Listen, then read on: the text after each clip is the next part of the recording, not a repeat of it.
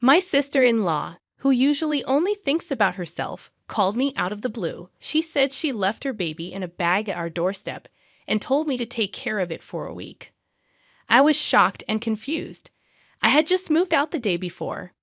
When I told her this, she started yelling at me, saying she was overseas and demanded I find the baby right away. I hurried back to the house I used to live in, driving as fast as I could. But when I got there, the baby was nowhere to be seen. Panicking, I realized I needed to call the police. As I reached for my phone, I suddenly remembered something terrifying. I had been married to Scott for 10 years, and we had always wanted children, but we were never able to have any. Now, at 38 years old, my younger sister-in-law, Lindsay, who was 5 years younger than me, often took advantage of me. Her husband was a big shot, and mine worked for him. She would constantly ask me to do things for her, even though they were just a short drive away. Since she got pregnant, she became even more demanding, making me do all sorts of chores, even though I loved helping people. I had tried to talk to my husband about her selfish behavior, but nothing ever changed. My husband asked me to continue helping Lindsay for a bit longer, promising to talk to her about her behavior. Reluctantly, I agreed, knowing he was influenced by her husband. So whenever Lindsay called, I went to her house, despite my reservations. One day, while at her place, she bossed me around, demanding the TV remote. I tried to suggest that moving around might be good for her, especially since she seemed to be showing more than expected for just 3.5 months of pregnancy. But she brushed off my concern, saying I couldn't understand because I'd never been pregnant. She seemed to think this baby was everything. But her constant arrogance was starting to get to me. It stressed me out, and I struggled to keep my patience. When I questioned whether the baby's gender could be determined at 3.5 months, Lindsay got really angry.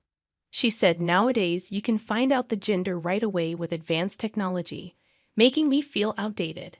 I didn't want to argue, so I just listened to her complaints, feeling tired. She accused me of being jealous because I couldn't get pregnant and said it was my fault if anything happened to the baby. She even used the unborn baby to threaten me. Being around Lindsay became suffocating, but I had to bear with it because my husband asked me to. I felt uneasy about the situation, but my husband told me to hang in there a bit longer. I kept making excuses to avoid Lindsay's demands, but she complained to my husband, leaving me feeling helpless. Eventually, I had to give in to her constant calls. She threatened me, saying my brother's job at the company might suffer if I didn't comply, reminding me that her husband was the president. Reluctantly, I went to Lindsay's place whenever she called. Lindsay gave birth to a baby boy prematurely, weighing over 140 ounces. I thought he seemed too big for being born early, but I didn't question it. Lindsay named him Chris and immediately asked me to take care of him, saying it was good practice for when I had my own kids. Despite my annoyance with Lindsay, I couldn't resist the adorable baby. Taking care of Chris didn't feel like a burden at all. As time went on, Lindsay started leaving Chris at my house more often. One day, she dropped him off dressed up, saying she had a dinner related to her husband's work and needed to go with him. I realized then how busy a president's wife could be, so I diligently took care of Chris. But the frequency of Lindsay leaving Chris with me kept increasing. When I questioned if it was too much, she insisted that I should help because her husband was handling important business deals. Despite my doubts, I couldn't refuse to care for the baby. One day, while changing Chris' diaper, I noticed he had diarrhea. He didn't seem sick otherwise, so I made sure to keep him warm. When Lindsay came to pick him up, I told her about it. She accused me of harming Chris out of spite, but I denied it. Just then, my husband Scott arrived home and intervened. He explained that I might not have much experience with babies, and it could have been because Chris got a little cold. He asked Lindsay to forgive me, and she left in tears. I was puzzled why I had to apologize when I hadn't done anything wrong. Feeling frustrated, I sent Lindsay and Chris off. Later, while preparing dinner, Scott pulled out some documents and said there was something important we needed to discuss. What he told me was unbelievable. and I couldn't have imagined it. However, seeing Scott's determined stance, I quietly agreed. A week later, while unpacking boxes, Lindsay called, saying she had left a bag at our entrance and that I should take care of Chris for a week. I was baffled, as we had moved out the day before. I pleaded with her to pick up Chris immediately, but she didn't believe me at first. Finally understanding, she panicked, revealing that she had left Chris in a bag on the doorknob 5 hours ago. Despite it being spring, it was still chilly outside. Worried about Chris' well-being, I rushed to our old house. However, there was no sign of him or the bag. After searching and asking neighbors with no luck, I was about to call the police when I received a shocking call. I was left speechless by its content. Lost in shock, I wandered around until Lindsay called again, asking if I found Chris in the bag at the entrance. But he wasn't there, and I couldn't find him anywhere. Lindsay panicked, fearing her husband would divorce her if Chris wasn't found, blaming me for everything. Desperate, Lindsay refused to involve the police, prioritizing her husband's reputation over Chris's safety. She even admitted that Chris was just a means to get money from her husband. I was stunned by her selfishness. Eventually, Lindsay lamented that her trip was ruined as she couldn't get a flight that day. It was clear that she cared more about her own inconvenience than the safety of her own child. But I'm coming back tomorrow. Don't tell my husband anything. If you find Chris, contact me immediately. I'll do what I can. Lindsay seemed satisfied with my response and hung up. The next day, as I waited for her at the airport, she arrived with a man, looking displeased.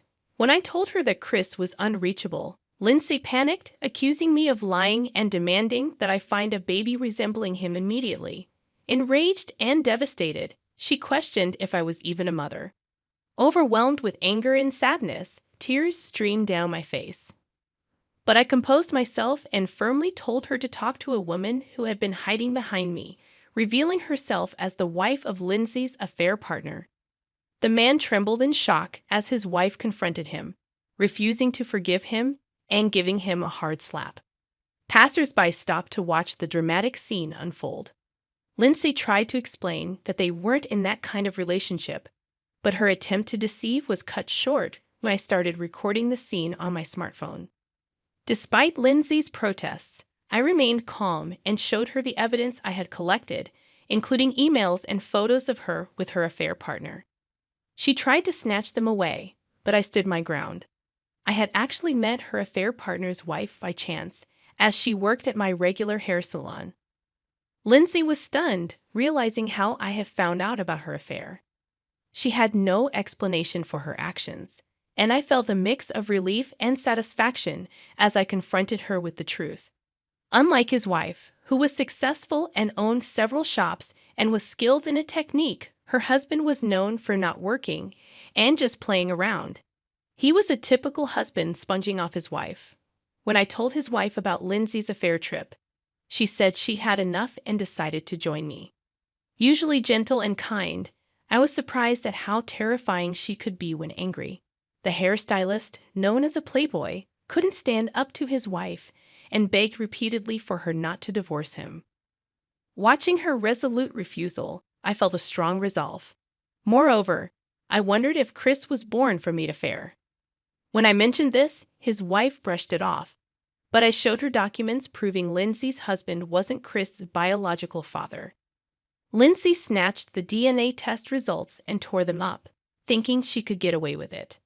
But I wasn't going to let that happen. I revealed I was on a video call with Lindsay's husband, who had been monitoring her actions.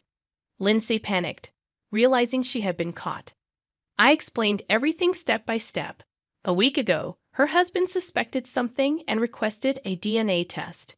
Meanwhile, he'd lied about going on a business trip to monitor her actions. Lindsay, unaware of this, contacted her lover and booked an overseas trip in a rush.